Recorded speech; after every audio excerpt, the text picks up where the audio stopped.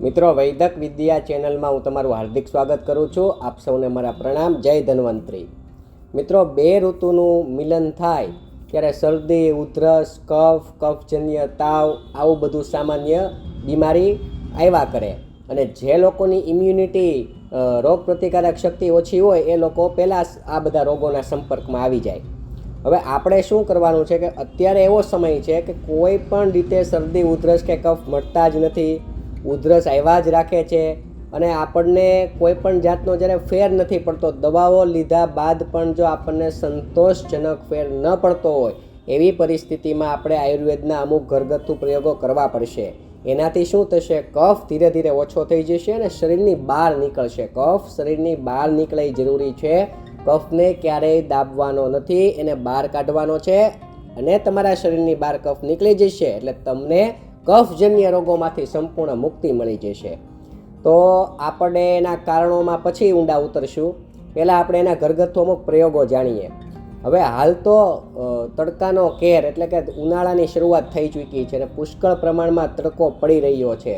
એવા સમયે કફના પ્રયોગો કરવા એ સમજી વિચારીને કરવા પડશે, કારણ કે આપણા શરીરની તાસીરને સમજવા પડશે અને આપણા શરીરને ગરમ ન પડે કોઈ પણ પ્રયોગે ખાસ ધ્યાન રાખવાનું છે. પિત્ત પ્રકૃતિવાળી વ્યક્તિઓ તો ખાસ છે તે.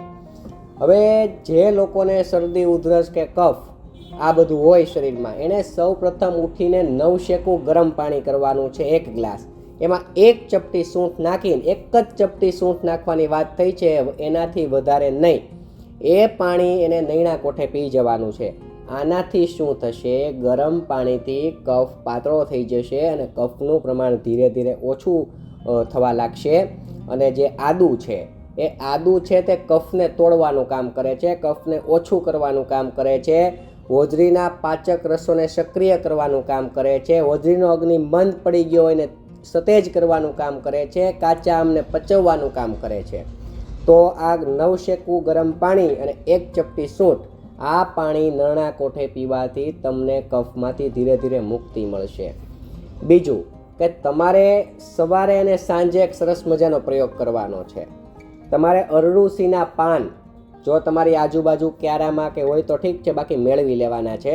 અરડુસીના પાન, તુલસીના પાન તો દરેકના ઘરે હોય જ અને દરેકના ઘરે આદુ હોય.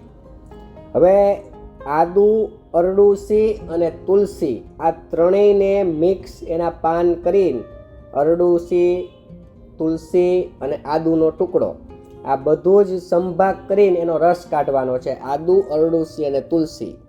અને એની સામે તમે જેટલો રસ કાઢો એની સામે એટલો જ સામે મધ લેવાનું છે. હવે આ બધું જ મિક્સ કરવાનું છે અને સવારે અને સાંજે જમ્યા પછી 1 ચમચી આ રસનું સેવન કરવાનું છે. આનાથી શું થશે? તમને આનાથી તમારા શરીરમાં જમા થયેલો કફ છે તે શરીરની બહાર ધીરે ધીરે ધીરે નીકળવા મળશે. પરંતુ 1 જ ચમચી લેવાનું છે, કારણ કે આપણા સૂર્યદાદાને પણ આપણે યાદ રાખવાના છે. ઉનાળાની શરૂઆત થઈ ચૂકી છે એટલે માત્ર 1 જ ચમચી આદુ, અરડુસી અને તુલસી આ ત્રણેયનો રસ, એની સામે એટલો જ મધ, આ બધું મિક્સ કરી દેવાનું. સરસ મજાનો રસ તૈયાર થઈ જશે અને સવારે અને સાંજે 1 ચમચીનું સેવન કરવાનું છે. નાની ઉંમરના બાળકો હોય, એકદમ એની ઉંમર નાની હોય, એ બાળક માટે આપણે અલગથી પ્રયોગ કહેવા હું જઈ રહ્યો છું કે એને શું કરવાનું છે કે માત્ર તુલસીના પાનનો રસ લેવાનો. માત્ર તુલસીના પાનનો રસ, અડધી ચમચી તુલસીના પાનનો રસ અને અડધી ચમચી સામે મધ, બંને મિક્સ કરી દેવાનું. અને એને સવાર સાંજ 1 ચમચી પાવાનું, પણ એકદમ નાની સાઇઝની ચમચી, મોટી ચમચી હોવી જોઈએ નહીં. બાળકની ઉંમર પ્રમાણે એનો ડોઝ હોવો જોઈએ. આ પ્રયોગ કરવાથી તમારા શરીરમાં જમા થયેલો કફ છે તે ધીરે ધીરે ઓછો થવા લાગશે. હવે તમને શરદી, ઉધરસ, કફ કે આ બધું હોય ત્યારે તમારે નાસ્તો કેવા પ્રકારનો કરવાનો? તો કે વઘારેલા સેવ મમરા ખાઈ શકાય, ઘરે બનાવેલા. પછી આપણા ચણા, હળદરવાળા ચણા ખાઈ શકાય. આ બધું શું કરશે કે આ બધું, જેમ કે સૂકા ચણા છે હળદરવાળા, એ કફને ઓછું કરવાનું કામ કરે છે. અને કફને ઓછું કરવા માટે હળદર પણ આપણી સર્વશ્રેષ્ઠ છે, કારણ કે હળદરવાળા ચણા તમે ખાશો એટલે હળદર તો તમને કોઈક ને કોઈ રીતે તમારા શરીરને મળી જશે. તો હળદરવાળા ચણા ખાવાથી તમને ખૂબ જ ફાયદો થશે. આ શરદી, ઉધરસ અને કફમાં તમારે કઈ કઈ ભૂલો નથી કરવાની, કારણ કે જેમ તમને તડકાનો અહેસાસ થશે એમ ઠંડુ પીવાનું મન થશે, શરબતો પીવાના મન થશે, આઈસ્ક્રીમ ખાવાના મન થશે, કોલ્ડ ડ્રિંક્સ પીવાનું મન થશે, શ્રીખંડ ખાવાનું મન થશે, અન્ય કોઈ પ્રવાહી મીઠાઈ ખાવાનું મન થશે. કારણ કે આ એક સ્વાભાવિક છે કે જેમ તડકાના સંપર્કમાં તમે લોકો આવો એમ આપણને આ બધી વસ્તુ ખાવા પીવાનું મન થાય.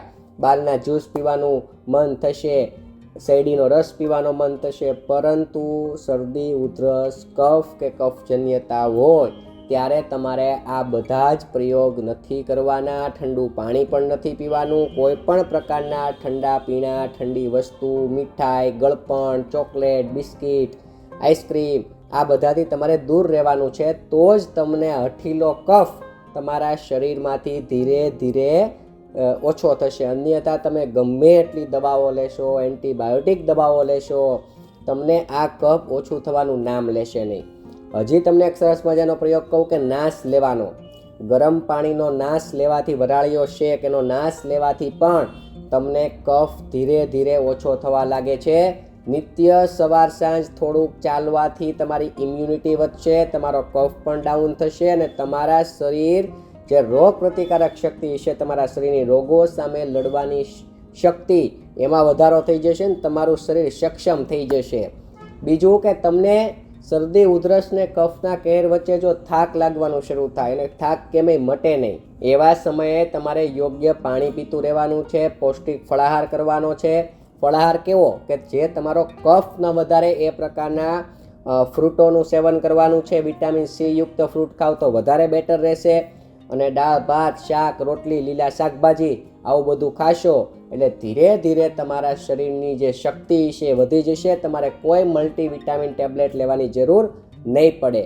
પરંતુ મેં તમને જે કીધા એ પ્રયોગ તમે કરવાના છે એનાથી પણ તમને ખૂબ જ ફાયદો થશે. જે લોકોને ખોટી ઉધરસ આવે છે, ઉધરસ કેમેય મળતી નથી, ઠોઠો કરીને રાખે છે, એવા લોકોએ બહેડાના ફળ ઘરે લઈ આવવાના છે, એની છાલ કાઢી નાખવાની છે, એની છાલ મોઢામાં નાખવાની છે, એ રસ ધીરે ધીરે ઉતારવાનો છે. આ બહેડાના ફળ છે તે તમને કફમાંથી પણ મુક્તિ અપાવે છે, કફનો દુશ્મન ગણી શકાય છે અને ખોટી હઠીલી ઉધરસ જે આવતી છે એમાંથી પણ તમને મુક્તિ અપાવે છે. મિત્રો, તમે બહેડાનું ચૂર્ણ અને મધ એ પણ 2-1 ચપટી સવાર સાંજ ચાટી શકો છો. આનાથી પણ તમારા કફજન્ય રોગો શાંત રહે છે. તમે જેઠી મધનું ચૂર્ણ અને મધ પણ સવાર સાંજ 1-1 ચપટી ચાટી શકો છો. આનાથી પણ તમારા કફજન્ય રોગો શાંત રહે છે. સીતોપલાદી ચૂર્ણ અને મધ આયુર્વેદનું બહુ પ્રચલિત ચૂર્ણ છે. એ સીતોપલાદી ચૂર્ણ અને મધ પણ તમે સવાર સાંજ 2-2 ચપટી ચાટી શકો છો. આનાથી પણ તમારા કફજન્ય રોગો શાંત રહે છે. તમને જો દૂધ પીવાની ટેવ હોય તો હળદરવાળું દૂધ પીજો, નવશેકું સતત દૂધ પીજો. એનાથી કફ જમા નહીં થાય અને કફ ધીરે ધીરે ઓછો થવા લાગશે અને જે દૂધનો વિપાક હશે તે દૂર થઈ જશે અને તમને કફમાંથી પણ મુક્તિ મળે છે. મિત્રો, થોડુંક ધ્યાન રાખશો તો ગમે એવો હઠીલો કફ હશે એમાંથી આપણે સરળતાથી મુક્તિ મેળવીશું. આપ સૌને મારા પ્રણામ. જય ધન્વંતરી.